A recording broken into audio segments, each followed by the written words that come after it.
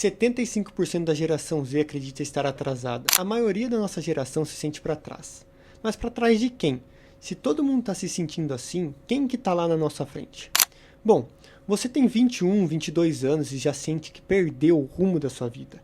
Sente que está velho para fazer as coisas, para inovar. Sente que tem que acertar o mais rápido possível, senão você vai ficar ultrapassado. E isso é literalmente o seu cérebro te sabotando. A neurociência já explica exatamente o porquê isso acontece. E não é culpa sua, tá? Pode ficar tranquilo. A gente vive um momento em que um moleque de 19 anos, ele posta o próprio apartamento no TikTok. E já depois você scrolla um pouquinho, outro que tem 22 anos já tem uma empresa que fatura 200 mil por mês. E ele vai te ensinar como fazer isso. E você tá aqui. Você talvez está na faculdade ou você está num emprego que você nem gosta, sabe? E você pensa que não tem escapatória.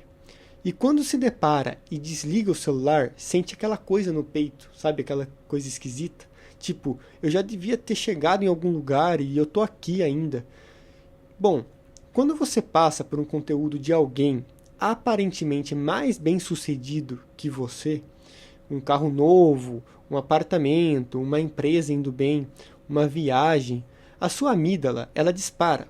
E a amígdala é um alarme do seu cérebro.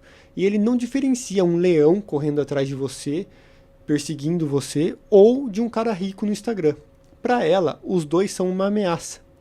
Porque o córtex pré-frontal, que ele é o responsável pelo sistema de emoção e tudo, pelo sistema total, ele começa a fazer projeções. Ele tem 23 anos e já tem um carro e um apartamento. Ajuda os pais. E eu tenho 20.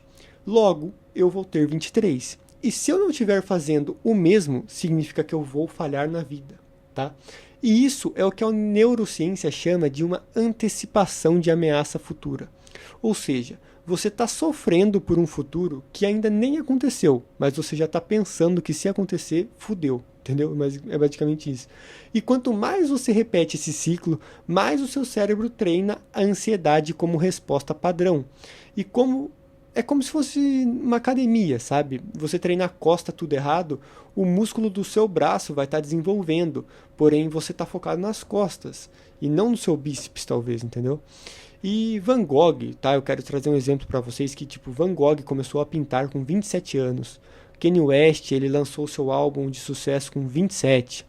O Poatan, lutador de UFC, ele começou a lutar, ele começou a treinar com 21 anos. E ele só foi entrar no UFC com 34 anos. Tá? E por que eu falei isso? Porque o córtex pré-frontal, a parte do seu cérebro responsável por criatividade complexa, tomada de decisão, visão de longo prazo, como controlar a emoção, tudo, só termina de se desenvolver por volta dos 25, 26 anos. Ou seja, a maior parte do seu potencial criativo ele nem foi ativado ainda. E a internet te fez acreditar que 21 é tarde, 22 anos é tarde. A neurociência diz que 21 é literalmente antes do seu pico cognitivo. E a geração Z amadureceu mais cedo do que qualquer outra geração. Por quê? Tem estudos mostrando isso, tá? Que a exposição constante de informação, aquela obesidade de informação, carrega o seu cérebro e aquilo acelera o desenvolvimento cognitivo. E a gente processa as coisas mais rápido, sabe? Só você pensar que no último ano você já quis ser 1000 coisas. Você já viu uma atuação de algum ator e falou, nossa, eu acho que eu queria ser ator. Daí você se interessou um pouco por basquete e você falou, nossa, eu queria talvez ser um jogador de basquete, me interessei por isso. Daí do nada você começou a entrar em economia e queria entender mais sobre o mercado financeiro e pensou que queria trabalhar com aquilo. A gente não para de absorver informação, sabe? E o problema é que junto com isso veio uma ideia distorcida de que a juventude é a sua única vantagem. Tipo, só é relevante enquanto você é novo. Se você for velho, você vai parar de ser relevante. Só que isso não é verdade. A cultura das redes sociais, ela reforça isso o tempo todo. E as pessoas começam a comparar você pela idade. E você se autocompara também. Tipo, a mãe vai falar, o meu filho tem 19 anos e já mora fora. E o seu tem 21 e está onde? Então, o seu cérebro aprende que envelhecer é igual a perder relevância. Se eu for ficando velho e não conquistando, eu vou ser fracassado. E se você fica alimentando o ciclo de comparação, ele fica melhor em ansiedade. Você não está atrasado, sabe? Você está com 20 e poucos anos num mundo que inventou a régua mais torta do mundo, sabe? Literalmente. Tipo assim, não tem uma régua certa para medir sucesso. Porque você está em uma posição e outra pessoa pode estar acima ou bem pior que você. Só que aí entra uma coisa: aqueles que talvez estejam pior é melhor. Porque a vontade dela sair dali, só ela que vai medir. O que eu quero dizer é que cada um tem o seu caminho, mas você chegar lá e dar um motivo para o seu cérebro ser menos ansioso, para isso acontecer, você precisa estar construindo alguma coisa, tá? E não estar parado assistindo os outros construírem, porque aí sim você consegue reverter e falar para você mesmo: eu estou construindo, eu estou estudando para aquele concurso, eu estou estudando para aquela prova, eu estou nesse trabalho porque eu não gosto, tá? Eu estou nesse trabalho que eu não gosto por um tempo, só para juntar um dinheiro para depois dar um passo e arriscar em alguma coisa.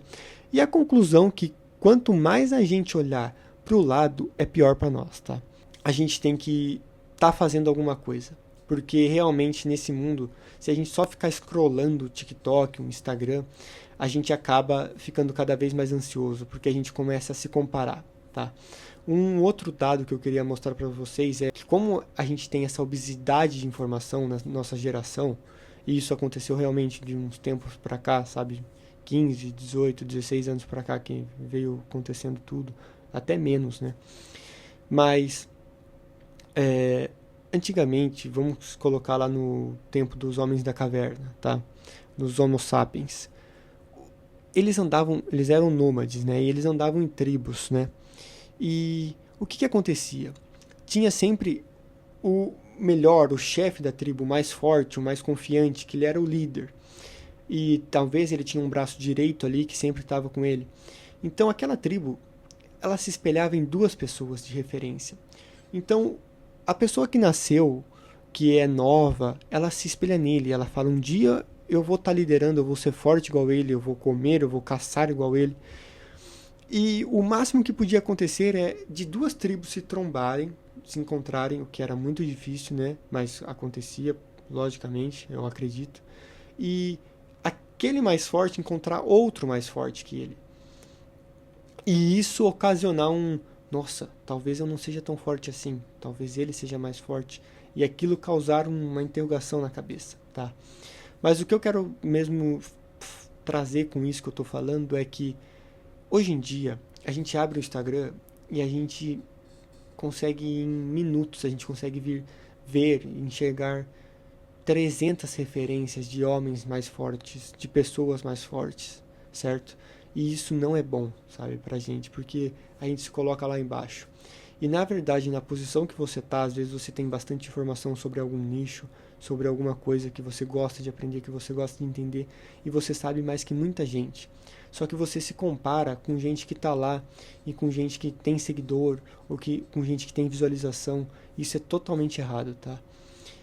Cada um tem o seu caminho e é o que eu falei. Se você quer sair disso, quer parar de ter menos ansiedade, você tem que começar a construir algo seu, que você acredita, que você gosta. E é por isso que eu estou fazendo esse canal, porque é algo que eu acredito, que eu gosto, e para me tornar menos ansioso e para me fazer mais. Ação é melhor, tá? É isso que eu estou aprendendo. Eu vim aqui compartilhar algumas coisas que eu estou aprendendo, que eu gosto. Se você gostou, eu espero que você deixe um like, se inscreva no canal aí. E tamo junto. Até o próximo vídeo.